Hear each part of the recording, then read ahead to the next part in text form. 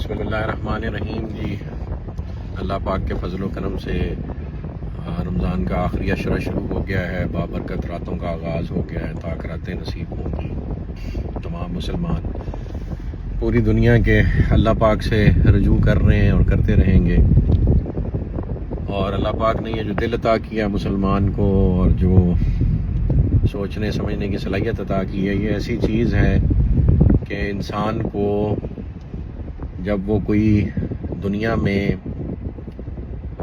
ایسی حرکت ہوتے دیکھتا ہے جو شعور سے بالا تر ہو یا اخلاق سے گری ہوئی ہو، تو اللہ پاک نے جو وسعت قلب ایک مسلمان کو عطا کی ہوئی ہے آپ صلی اللہ علیہ وسلم کی نسبت سے، تو وہ مجبور ہو جاتا ہے گفتگو کرنے پہ۔ اور وہ گفتگو صرف اتنی سی ہے کہ مسلمان آپس میں اختلافات کا سلسلہ جاری رکھے ہوئے ہیں، اور آج ایران اکیلا ایک جنگ لڑ رہا ہے، اور بجائے اس کے کہ پوری مسلم امت ایران کا ساتھ دیتی اور کفر کے خلاف سیسا پلائی ہوئی دیوار بن کے کھڑی ہو جاتی، اس کی بجائے تمام مسلم ریاستیں جو ایران کے ارد گرد ہیں، اسپیشلی گلف سٹیٹس، وہ ایسی بے بسی میں ہیں کہ انہوں نے اوور دا ٹائم امریکنز کو اپنی بیسز دی ہوئی ہیں، اور وہاں سے امریکہ مورچہ بند ہو کے ایران پہ حملہ آور ہے،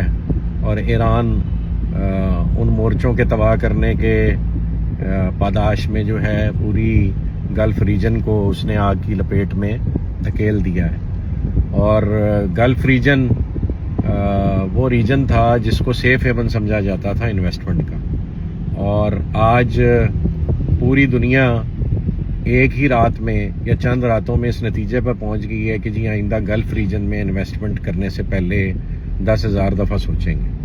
and now they are looking for a new safe haven for investment, جس میں مختلف نام سامنے آ رہے ہیں۔ اور میں ایک بار پھر مسلمان ہونے کی حیثیت سے مسلمانوں کو ریکویسٹ کروں گا، یاد دلاؤں گا کہ آپ جب تک اکٹھے تھے، ایک امت تھے، آپ کفر پر حاوی تھے۔ آج جو آپ منتشر ہو گئے ہیں، نیشن سٹیٹس میں ڈیوائیڈ کر دیے گئے ہیں، اور ہم بھی صرف سب سے پہلے پاکستان کی گفتگو کرنے پر ٹرین کر دیے گئے ہیں۔ اس وقت صرف پاکستانی ہونے سے ہم بچ نہیں پائیں گے۔ ہم اپنی مسلمان شناخت کو، چاہے ہمیں پسند ہو یا نہ پسند ہو، چاہے ہم لبرل ہوں یا ہم ریلیجس مائنڈ سیٹ کے ہوں، کافر ہمیں مسلمان ہی سمجھتا ہے، اور وہ ایز مسلمان ہی ہمیں ٹریٹ کر رہا ہے اور ہمارے خلاف صف آ رہا ہے۔ وہ آپ اس کے طور اطوار، اس کے طریقے جتنے مرضی اڈاپٹ کر لیں، جتنے مرضی اس کی شان میں قصیدے پڑھ لیں، وہ آپ کو مسلمان ہی گنے گا۔ اور آپ نے بھی جب اپنے مرنے پہ اپنے جنازے ہی پڑھوانے ہیں اور بعد میں قرآن خوانی ہی کروانی ہے، اور اپنے نکاحوں پہ اور اپنی میتوں پہ اللہ پاک کا سہارا ہی لینا ہے کہ اللہ پاک اس دنیا سے ہم چل دیے موت کی صورت میں، اور موت ایک حقیقت ہے، اور اس وقت ہم بے یار و مددگار ہوتے ہیں جب ہم اپنے کسی کو مرتا دیکھتے ہیں، اور پھر ہم اللہ کی طرف رجوع کرتے ہیں۔ اور اس کا ہی اللہ نے قرآن میں ذکر کیا کہ جب تم پہ کوئی مشکل وقت آتا ہے تو تمہیں میں یاد آ جاتا ہوں۔ تو ہم نے اللہ کو ہر حال میں یاد رکھنا ہے، اور اس وقت تو امت پر کوئی اچھا حال نہیں ہے، اللہ کے علاوہ ہم اور کس کو یاد کریں؟ ہمارے پاس آپشن ہی کوئی نہیں ہے۔ ہم اللہ کو یاد کریں اور آپس میں ایک ہو جائیں۔ تو میری سب سے پہلے ان تمام پاکستانیوں سے جو اوورسیز میں جا کے جنہوں نے انویسٹمنٹ کی، وہاں اپنے ڈیرے بسائے، میں ہمیشہ سے ان کو یہ کہتا تھا اور ہمیشہ یہ ریکویسٹ کرتا تھا کہ آپ جو مرضی کر لیں، آپ کا گھر پاکستان ہے، you have to come back to Pakistan one day.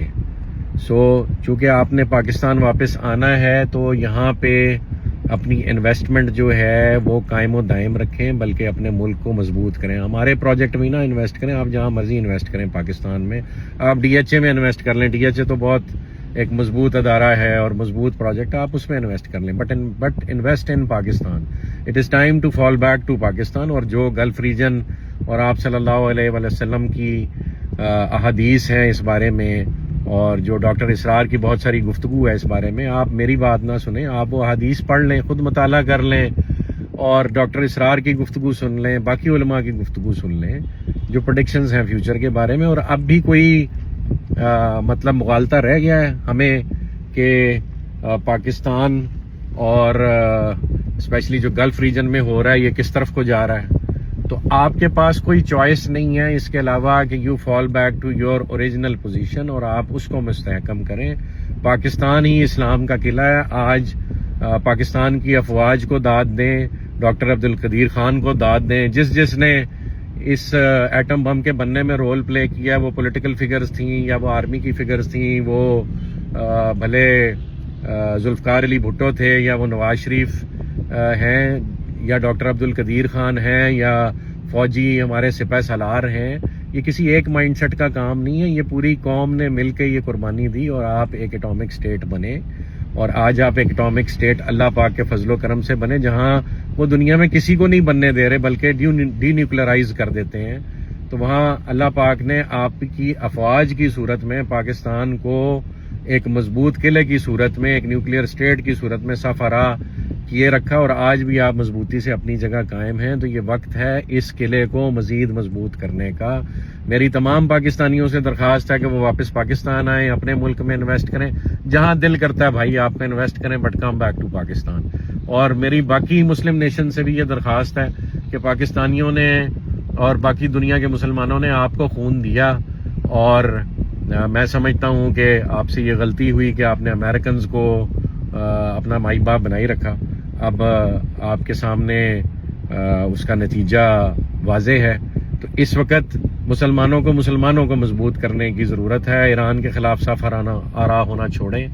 Pakistan جو کہ ایک نیوکلیئر اسٹیٹ ہے اس کو مزید مضبوط کریں. تمام گلف اسٹیٹس کو اور تمام عربز کو who are living in the Gulf, I request to all of the Arabs who are living in the Gulf that it is time for you to invest in Pakistan. Pakistan is the only hope that the Muslim Ummah has. So it is time to rely on your own people. وَآتَصِمُوا بِحَبْلِ اللَّهِ جَمِيعًا وَلَا تَفَرَّقُوا.